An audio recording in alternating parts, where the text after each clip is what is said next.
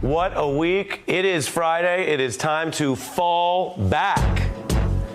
I'm joined now by Pulitzer Prize-winning author and presidential historian Doris Kearns Goodwin, who's written several best-selling books covering everything from Teddy Roosevelt to Howard Taft, her own family's affinity for baseball. Her best-selling book, Team of Rivals, The Political Genius of Abraham Lincoln, adapted into the Academy Award-winning film Lincoln, in which she worked alongside director Steven Spielberg. Not bad.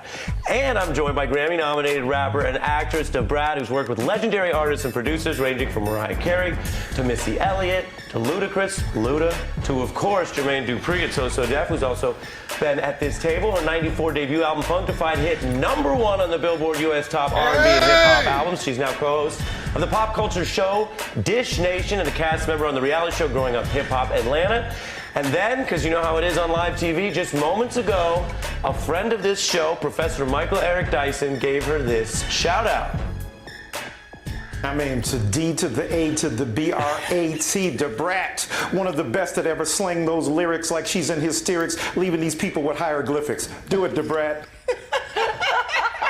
Oh my God, thank you. Do it, Brat. Yeah. That was so nice.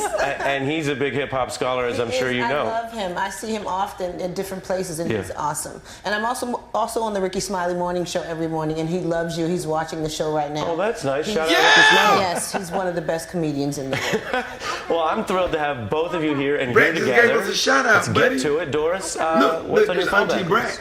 I think what I feel most strongly about after this week is that we're forgetting history. I've loved history from the moment I was born, I think. I've loved telling stories. And think about it, all the anti-immigrant feelings that have been escalating in this last week, especially showing it. And immigration has made our country strong every single time. I mean, first they worried about the Irish coming in. My father, Michael Francis Aloysius Kearns, came in. And then they worry about the people coming in from Eastern Europe. And Henry Cabot Lodge, senator from Massachusetts, gave a speech on the U.S. Senate floor in the 1890s.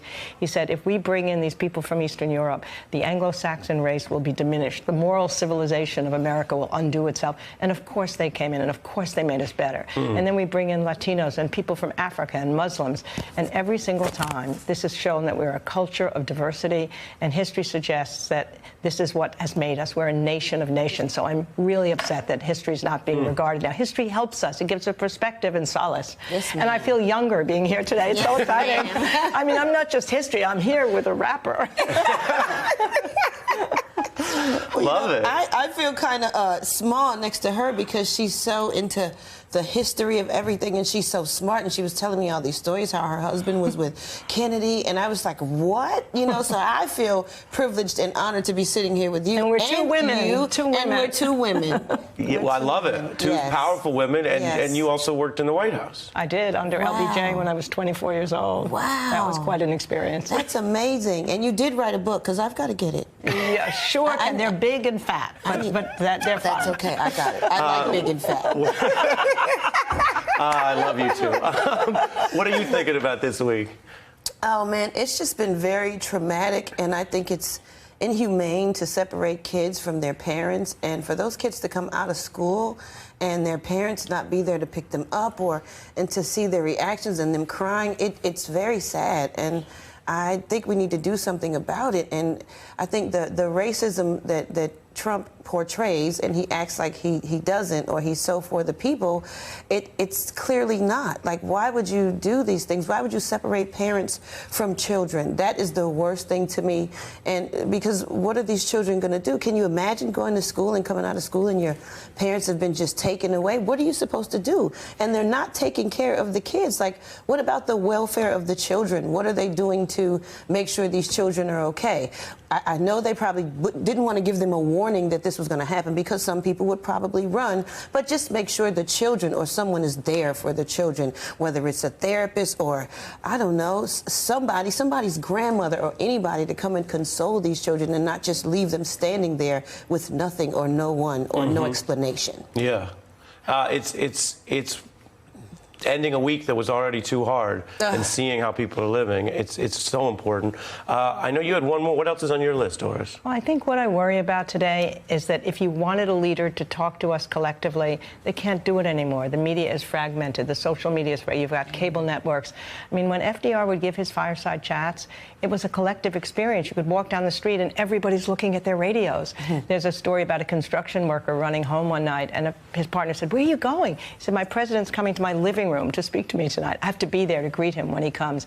Where can we get that kind of collective sense of Americans with leadership, given the social media being so divided? It's good getting the 411 from Doris, isn't it? Yes. I'm going to have to get her phone number, and I want to hang out. I'm going to come over. Oh, there's no question. And I just want to get filled with all the knowledge and things that you know. And you'll teach me how to tell stories throughout. I will. We should do a TV show.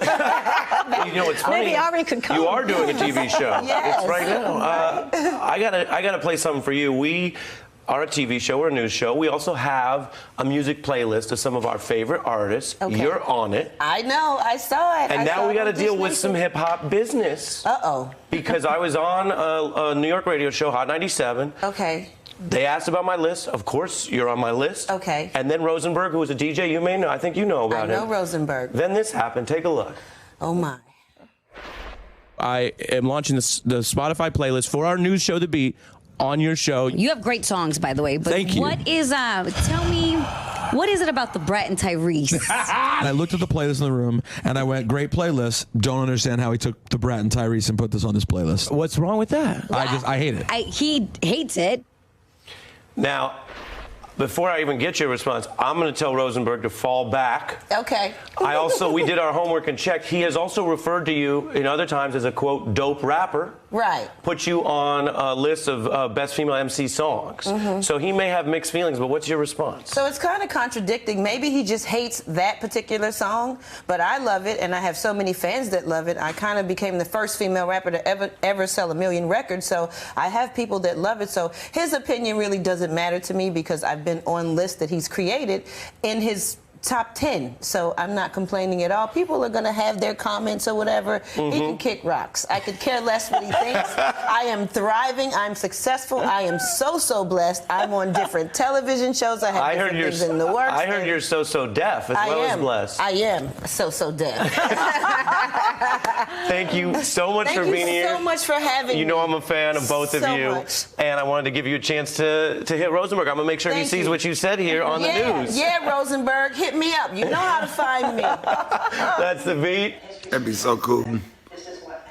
Get that, lay on the couch and watch your talent be on TV. Then your talent go on TV and they shout you out. That just blessed me right there. That made my whole day.